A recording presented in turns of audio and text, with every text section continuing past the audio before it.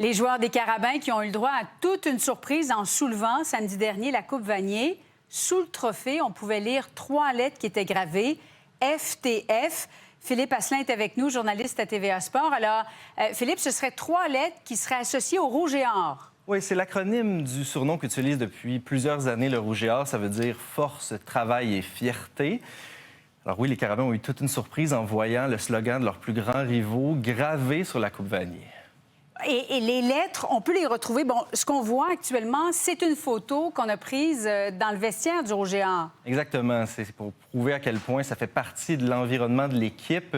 C'est notamment utilisé sur les réseaux sociaux. Quand ils ont gagné la Coupe Dunsmore en 2014, c'était seulement ça qui était écrit sur une des publications pour célébrer FTF. Et les lettres, elles se retrouvent sous le vrai trophée. On considère que c'est du vandalisme aujourd'hui? Exactement. C'est toute une histoire là, qu'on a découvert parce que, bon, les Carabins gagnent samedi dernier en Saskatchewan, soulèvent le trophée, comme vous pouvez le voir à l'écran. On découvre ces lettres-là, mais c'est pas supposé de ce trophée-là qu'on donne habituellement aux Carabins de l'Université de Montréal ou à l'équipe gagnante de la Coupe Vanier. C'est une copie. Sauf que la copie n'était pas disponible parce que U-Sport, bon, qui chapeaute le sport universitaire d'excellence au Canada, s'est rendu compte qu'il manquait des plaques sur la copie, comme vous le voyez. 2 plaques, les plaques des champions 2014 et les plaques des champions 2023, année où les Carabins de l'Université de Montréal ont gagné la Coupe Vanier. Donc là, cette fois-ci, ce serait la copie qui aurait été vandalisée également.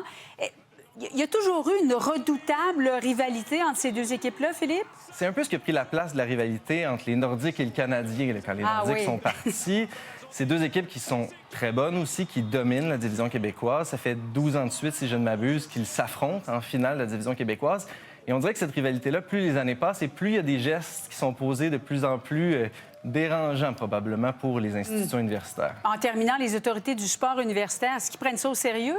Ben oui, puis oui et non, parce qu'il est un peu là le scandale derrière tout ça. Évidemment, c'est inacceptable que peu importe qui aille vandaliser les Coupes Vanier.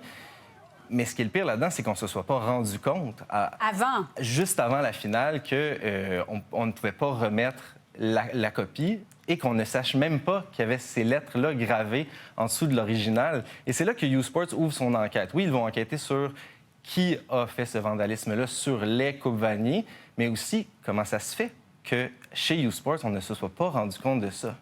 Philippe Asselin qui est avec nous, journaliste à TVA Sport. Merci beaucoup, Philippe.